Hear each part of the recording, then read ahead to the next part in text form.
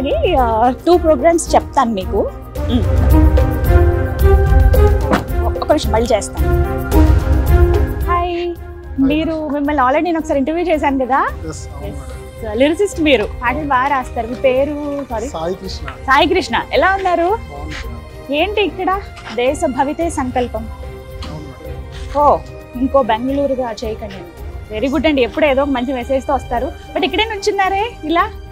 యాక్చువల్గా ప్రతి signal point దగ్గర ఇది పట్టుకొని గత కొద్ది రోజుల నుంచి తిరుగుతున్నాను. రైట్, ఫస్ట్ ఒక్క నిమిషం మనం మాట్లాడదాం. మీరు ఓకేనా? ఎంత ఎండగా ఉంది బయట తిరుగుతున్నారు. వాటర్ ఏమన్నా కావాలా? లేదు మేడం, పర్వాలేదు. సరే మాట్లాడదాం. కొంచెం పక్కకి కూర్చుని. No problem madam. ఫైన్, చలో. ఏ సిగ్నల్స్ దగ్గర నుంచుంటున్నారు మీరు? సిగ్నల్స్ అంటే ప్రతి ఇక్కడ నిజాంపేట్, అలాగే అమీర్పేట్, మాదాపూర్, ఇలా ప్రతి సిగ్నల్ దగ్గర నిల్చొని జస్ట్ అవేర్నెస్ గురించి. మొన్న బెంగళూరులో ఆ క్రైసిస్ వచ్చిన విషయం తెలిసినాక ఏదో మనసు కొంచెం చెల్లించింది. నీరు లేని మనుగడేది మరచినావ మానవా, నీరు లేని భవిత ఏది మనసు పెట్టి చూడవా, నీరే లేని నీకు అన్నమే కొరకునా, నీరే లేని నీకు ఆరోగ్యమందున, గుడు గుంటము కట్టరా ఇది భవిష్యత్తుకే ఊపిరిరా ఆవి భారత్. ఎస్, సాయి కృష్ణ గారు, నిజంగా ఫస్ట్ ఒకటే మాట చెప్పాలనుకున్నాను. అంటే ఏదో జరిగితే జరిగిందిలే, మన దగ్గర కాదు కదా, మన దాకా వచ్చినప్పుడు చూసుకుందాము, అయినా మనకంత అవసరం లేదులే అని లైట్ తీసుకుంటాం ఏదైనా ఇష్యూస్ జరిగినప్పుడు. కామన్గా అది నేనైనా వేరే వాళ్ళని ఎవరైనా. బట్ ఇది మన భవిష్యత్తుకి చాలా ముఖ్యము, భావి తరాలకు ముఖ్యమని చెప్పి మీరు ఒక ఇనిషియేటివ్ తీసుకుని ఇలా ఎర్ర టెండలో నుంచోవటం కానీ, first of all hats off to ఈ విషయంలో. మీరు భోజనం చేశారా? టైంకి తింటున్నారా? అలాగే నుంచుంటున్నారా? మార్నింగ్ 4 o'clock ఆఫీస్ స్టార్ట్ అయ్యి 6 to 2 o'clock office. 6 to 2 office మీకు? ఆ తర్వాత ఆఫీస్ నుంచి వచ్చినాక ఇలా చేస్తున్నాను. జస్ట్ అవేర్నెస్ కాదు, ఇది చాలా ఇంపార్టెంట్, చాలా అత్యవసరం. సరే, వాటర్ తాగుతారా? ముందు వాటర్ తాగండి. నేను పట్టుకున్నా మీ బదులు కాసేపు ఇవ్వండి, నేను పట్టుకుంటాను. మీరు అందులో మంచినీళ్ళు తాగండి. Thank you madam. మీరు కూడా ఇలా సపోర్ట్ చేయడం వల్ల చాలా మందికి రీచ్ అవుతుంది. నిజంగా మనందరి బాధ్యత ఇది.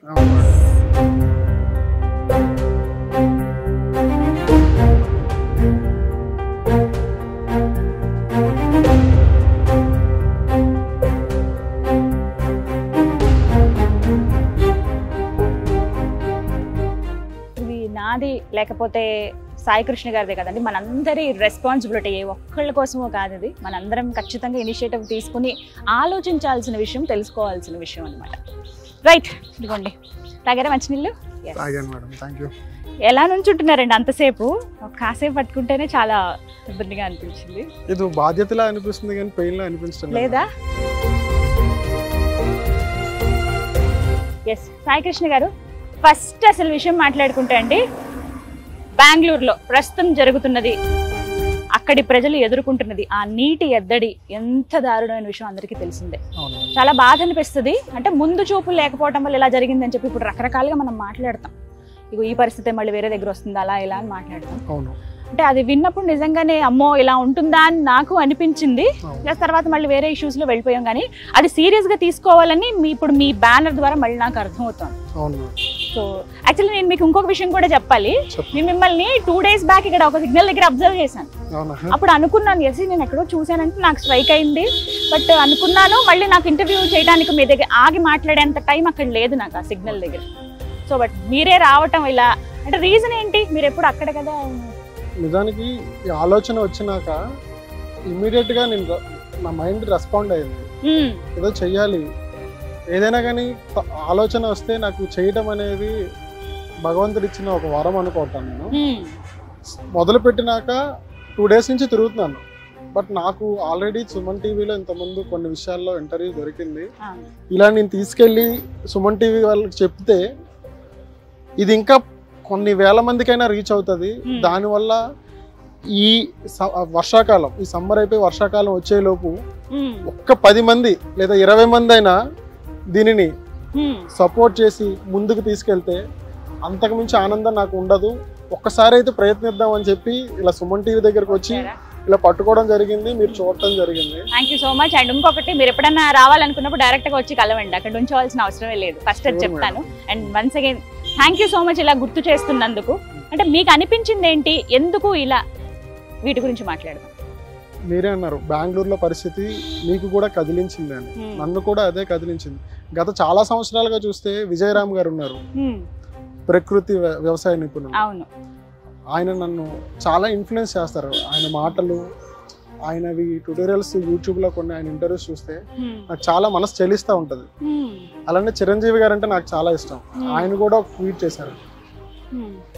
ఇక్కడ మీరు చూసుకుంటే ఈ ఇంకుడు గుంత అనేది చిరంజీవి గారి బెంగళూరులో ఉన్న ఇంటిలో అది.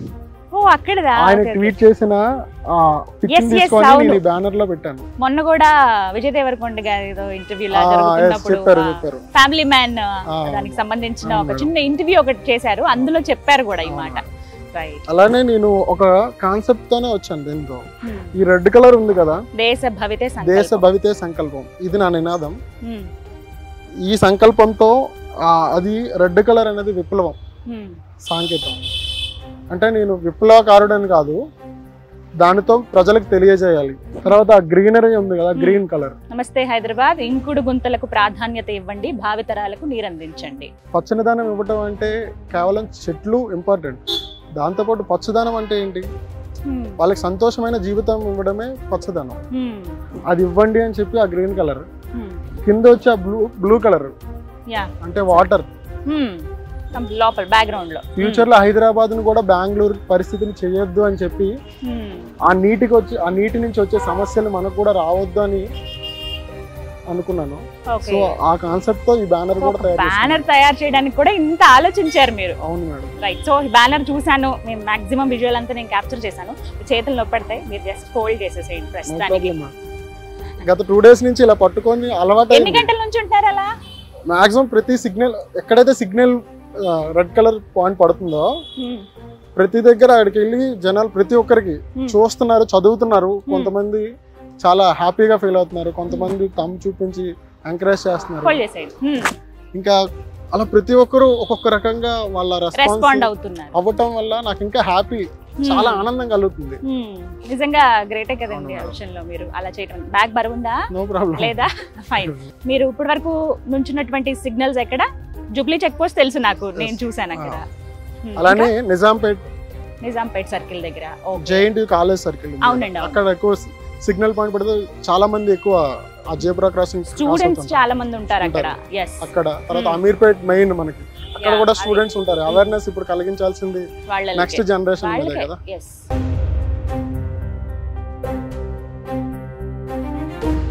నాకు ఒకటి అనిపిస్తుంది మేడం, పెద్దవాళ్ళందరూ అంటారు నీకు సంపాదించే గుణం లేనప్పుడు ఖర్చు చేసే అర్హత లేదు అని. అలాగే నీటిని కూడా ఆదా చేసే గుణం లేనప్పుడు దాన్ని వినియోగం చేసే హక్కు మనకి ఎక్కడ ఉంది అంటారు చెప్పండి? అంతేనంటారా? నిజమే కదా. ఇది చంపపెట్టు లాంటి మాట. నిజంగా మీరు అన్నది కరెక్ట్. వాడేస్తున్నాం, తెగ యూజ్ చేసేస్తున్నాం, నీళ్ళని అధిక మోతాదులో యూజ్ చేస్తున్నాము. అంత యూజ్ చేయాలంటే ఫస్ట్ మనం వాటిని రిజర్వ్ చేయాల్సింది అవసరం ఎంతో ఉంది కదా అని. కరెక్ట్ అమ్మా. నిజం మేడం. ఈరోజు బెంగళూరులో మీరు విన్న విషయమే కావచ్చు, ఒక రోజుకి 2600 మిలియన్ వాటర్స్ కావాలి. కానీ అందులో 600 మిలియన్ వాటర్స్ సరిపోవట్లేదు. వాటర్ అంటే 600 మిలియన్ వాటర్ అంటే ఎంత మందికి? కాస్తో కూస్తో మోటార్స్, కొంత వాటర్ వచ్చిన వాళ్ళు, లేదంటే ఆ వీధుల్లో నుంచి ఆ గల్లీల్లో నుంచి ఒక రోడ్ వే ఉంటే వాటర్ ట్యాంకర్స్ వచ్చేవాళ్ళు, వాటర్కి కొంత హ్యాపీగానే కొంత నడుస్తుంది. కానీ చిన్న చిన్న గల్లీలు, చిన్న చిన్న ఇరుకులుగా ఉన్న ఇళ్ళల్లో వాటర్ ట్యాంక్ వెళ్ళాలన్నా చాలా ఇబ్బంది పడుతున్నారు. చాలా దారుణం. ఎంత ఇబ్బంది పడుతున్నారంటే అది వర్ణనాతీతం. వాటర్ ట్యాంకర్ బుక్ చేసుకుంటారు కదా జనరల్ గా. ఈ సీజన్ వచ్చిందంటే హైదరాబాద్ లో కూడా అదే పరిస్థితి ఉంది. ఇప్పుడు చాలా అపార్ట్మెంట్స్ లో అదే ప్రాబ్లం అండి. బుక్ చేసుకున్న 1 day పడుతుంది బెంగళూరులో. ఈ రోజు వన్స్ మనం కాల్ చేసి నాకు ఒక 5K లీటర్ వాటర్ కావాలి అంటే 1 day పడుతుంది. ఈ వచ్చే సమయంలో మధ్యలో కొంతమంది ఆపేసి మీకు వాళ్ళు ఈరోజు చూస్తే మనకు వాటర్ 5K లీటర్ వాటర్ 700 నుంచి బెంగళూరులో 5000 వరకు ఉంది. 700 ఉండేది 5K లీటర్ వాటర్ ట్యాంకర్ ఈ రోజు 5,000 4,000 ఎంతైనా ఆ వచ్చిన వాటర్ మధ్యలో ఆపేసి నేను వాళ్ళు ఇంత వస్తా అన్నారా, మేము ఎక్స్ట్రా ఇంకా మీకు ఇస్తాం, డబుల్ ఇస్తాం, మాకు ఇచ్చేయండి వాటర్. కొంతమంది ఫోన్ చేసి ప్లీజ్ మేము 3 days అయింది 2 days అయింది వాటర్ తాగి, దయచేసి మాకు తొందరగా తీసుకురండి అంటున్నారు. అంటే ఇంత మనం చూస్తే సమాజంలో పేదవాళ్ళు భిక్షాందేహి అని చెప్పి అన్నమో రామచంద్ర అని అరుస్తున్నారు. ఈరోజు ప్రతి సగటున మిడిల్ క్లాస్ ఫ్యామిలీ నుంచి అబవ్ కూడా నీరో రామచంద్ర, నీళ్ళో రామచంద్ర అని అదే బెగ్గింగ్ పరిస్థితి వచ్చాం. రేపు పొద్దున్న హైదరాబాద్ కూడా ఇదే స్థితికి వస్తుందేమో అని నా అంటే ఆందోళన. అసలు నా మైండ్లో అది చాలా బాధ కలిగించిన విషయం. ఎందుకంటే నాకు 2 పిల్లలు ఉన్నారు. ఫ్యూచర్లో వాళ్ళకి ఇచ్చేది ఏంటి? ప్రగతి అని పట్టుకొని ఉంటే భవిష్యత్ ఎక్కడుంది మేడం? అంటే వీటికి మార్గాలు ఏంటో చెప్పండి. ఎలా? ఇంకా ఇంకుడు గుంతలు ఒక్కటైనా మార్గం అంటే, ఇంకుడు గుంతలు అనేది ఈరోజు హైదరాబాద్లో, బెంగళూరులో సిచ్యువేషన్ రావడానికి అన్ని అపార్ట్మెంట్స్, రోడ్స్, భూమిలోకి వాటర్ వెళ్ళే సోర్సెస్ లేవు. ఇంకుడు గుంతలు ఉన్నాయి బెంగళూరులో కూడా, చాలా మంది చాలా సంవత్సరాల నుంచి చెప్పడం వల్ల కట్టారు. బట్ దానికి ప్రాపర్ ఒక కారు ఉంది, మనం కారు తీసుకుంటున్నాం, నడుపుతున్నాం. ఒక సర్వీసింగ్ అనేది 3 monthsకో 1 monthకో చేస్తున్నాం.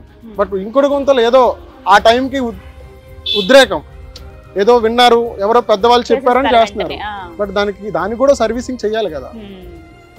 చెయ్యనప్పుడు, మెయింటెనెన్స్ లేనప్పుడు అది ఎంత వాటర్ ఎలా లోనికి వెళ్తుంది? ఇంకా మరి సాయికృష్ణ గారు ఇంకా మార్గాలు ఏంటో చెప్పండి. మార్గాలంటే ఈ ఇంకుడు గుంతలు అనే కాన్సెప్ట్ విజయరామ్ గారు చాలా చక్కగా చెప్పిన ట్యూటోరియల్స్ యూట్యూబ్లో ఉన్నాయి.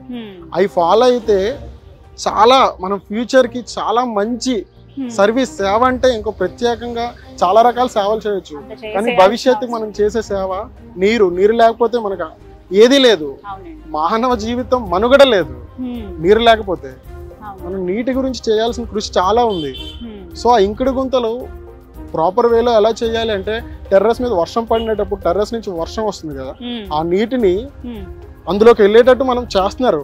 కానీ టెర్రస్ మీద ఇప్పుడు మనకి హైదరాబాద్లో ఉన్న పొల్యూషన్కి ఆ డస్ట్ అనేది ఒక చాలా సాఫ్ట్గా మలైలాగా ఫామ్ అవుతుంది దుమ్ము. దాని నుంచి వాటర్ రావటం వల్ల మనం ఇంత ఫైన్ స్టోన్స్ అన్నీ వేసి, ఇటుకలు అన్నీ వేసి మనం ఇంకుడు గుంత రెడీ చేస్తాం కదా. ఆ మలై లాంటి ఆ పదార్థం లోనికి వెళ్ళటం వల్ల భూమి పొరల్లోకి వాటరు పోయే మార్గాన్ని ఆపేస్తుంది అది. సో ఇలాంటి ప్రికాషన్స్, ఇలాంటి సర్వీస్, ఇలాంటి మెయింటెనెన్స్ మనం చేస్తూ ఉండాలి. దానివల్ల చాలా యూజ్ ఉంది. ఇంకా అపార్ట్మెంట్స్ చూస్తే హైదరాబాద్లో గవర్నమెంట్ తీసుకుంది నిర్ణయం, ప్రతి అపార్ట్మెంట్ కట్టే వాళ్ళకి కింద ఇంకుడు గుంత మ్యాండేటరీ అని చెప్పి. బట్ చాలా అపార్ట్మెంట్స్ కట్టడం లేదు. బిల్డర్స్, కాంట్రాక్టర్స్ వాళ్ళని నిందించడం లేదు, నేను నిజం మాట్లాడుతున్నాను. వాళ్ళు ఎలా ఉన్నారంటే, కన్స్ట్రక్షన్ విత్-in 3 monthsలో కన్స్ట్రక్ట్ చేయాలి, సేల్ చేయాలి. అంటే ఎంత ఫాస్ట్ గా చేద్దాము, ఎంత హై లెవెల్ అమ్యూనిటీస్ ఇద్దామని చూస్తున్నారు. కానీ ఇవి చాలా ఇంపార్టెంట్. ఇప్పుడు చూస్తే ఒక ఊరు మేడం, ఒక ఊరు ఉంటుంది, ఒక కమ్యూనిటీస్ లో చాలా కమ్యూనిటీస్ ఉన్నాయి, 1500 అపార్ట్మెంట్స్, కానీ వాటర్ జీరో ఉండట్లేదు. సో ఇంకుడు గుంతలు ఎక్కడికక్కడ తవ్వించాలి, వాటిని ఎప్పటికప్పుడు మెయింటైన్ చేస్తూ ఉండాలి. సో ఇది ఒక లెసన్ మనకి ఖచ్చితంగా కదా. Sure madam. ప్రకృతి వేరే రకంగా పగబట్టదు మన మీద. కరోనా వచ్చింది, కరోనా కొంతమందిని చంపేసి తీసుకెళ్ళిపోయింది. బట్ ఇది అలాంటిది కాదు, ప్రకృతి ఇంకా గట్టిగా పగబడడానికి ప్రయత్నిస్తుంది. ఇది ఇంకా ఇంకొక రకమైన క్షోభ అండి. వాటర్ అందక ఎంత దారుణమైన పరిస్థితి. వాటర్ లేకపోతే ఊపిరి ఆడదు మేడం. దాహం, ఫుడ్ తినకుండా కొన్ని రోజులు ఉండగలుగుతాం, నీళ్ళు తాగకుండా ఉండలేము. నీళ్ళు తాగకుండా ఎంత ఉపవాసం ఉండాలైనా నీళ్ళు తాగితేనే ఉపవాసం ఉంటారు. ఇంకా నీరే లేని పరిస్థితి. సో ఇవన్నీ ఆలోచించి మీరు ఒక బ్యాలెన్స్, అంటే మీకు ఇదేమన్నా రీచ్ అవుతుంది పబ్లిక్ అని అనిపించిందా అలా సిగ్నల్స్ దగ్గర నుంచినప్పుడు? రీచ్ అవుతుందని మైండ్లో అయితే అనిపించింది మేడం. ఎక్కువ మంది వద్దు, నా ఈ సంకల్పానికి దేశ భవిత సంకల్పం అనే నినాదంతో నేను వచ్చి రావటం, ఎక్కువ మంది నాకు అవసరం లేదు. నా నుంచి ఒక 10 మంది ఈ వర్షాకాలం వచ్చేలోపు ఈ ఇంకుడు గుంతల్ని కన్స్ట్రక్ట్ చేసి, ఒక ప్రాపర్ ఆల్రెడీ ఉన్నవాళ్ళు ఒక ప్రాపర్ పద్ధతిలో దానికి సర్వీసింగ్ చేస్తూ దాన్ని మెయింటైన్ చేస్తే చాలా హ్యాపీగా ఫీల్ అవుతాను. మనంతటి మనం చేయగలిగేవి ఇంకేమైనా ఉన్నాయంటారా? మనంతటి మనం చేయగలిగేవి అవేర్నెస్. ఈరోజు ఇంట్లో చూసుకుంటే చాలా మంది ఇంట్లో అపార్ట్మెంట్స్కి వాటర్ ట్యాంకర్స్ వెళ్తున్నాయి. ఒక 5K లీటర్స్ ట్యాంకర్స్ అవ్వచ్చు, 10K లీటర్స్ అవ్వచ్చు. But with in half day 1 డేలో కంప్లీట్ చేసేస్తున్నారు. అంటే ఆ యూసేజ్ చాలా ఎక్కువగా ఉంది. అది తప్పుగా అనుకోకండి ఆడవాళ్ళు, క్షమించండి. అంటే మగవాళ్ళు యూజ్ చెయ్యరు అని కాదు వాటర్. ఆడవాళ్ళు వాటర్ని యూజ్ చేసే గుణం ఎక్కువ ఉంటుంది, అది మీకు తెలిసింది. అంటే అది ఎందుకో వాళ్ళకి ఇన్బిల్ట్ చిన్నప్పటి నుంచి వాటర్తో ఎక్కువ వాళ్ళు మింగిల్ అవుతుంటారు, వాటర్తో యాక్టివిటీస్ ఎక్కువ ఉంటుంది. సో దాన్ని కూడా కొంచెం కంట్రోలింగ్గా ఉన్నారు చాలా మంది, అవేర్నెస్తో ఉన్నారు. కొంతమందికి నేను ఇచ్చే నా నుంచి విన్నపం, ప్లీజ్ కొంచెం వాటర్ని తక్కువ యూజ్ చేయండి. అలాగే పరిశ్రమలు, మనకి 19వ శతాబ్దం ముందు వాటర్ ప్రాబ్లం అనేది లేదు, వాటర్ ఉంది. బట్ వాటర్ నుంచి కొన్ని డిసీజెస్ వచ్చాయి, ఎందుకంటే అవి ఎక్కడికక్కడే ఉండిపోవడం, నిల్వలు, వాటి నుంచి మన కలారా ఇలాంటి వ్యాధులు వచ్చాయి.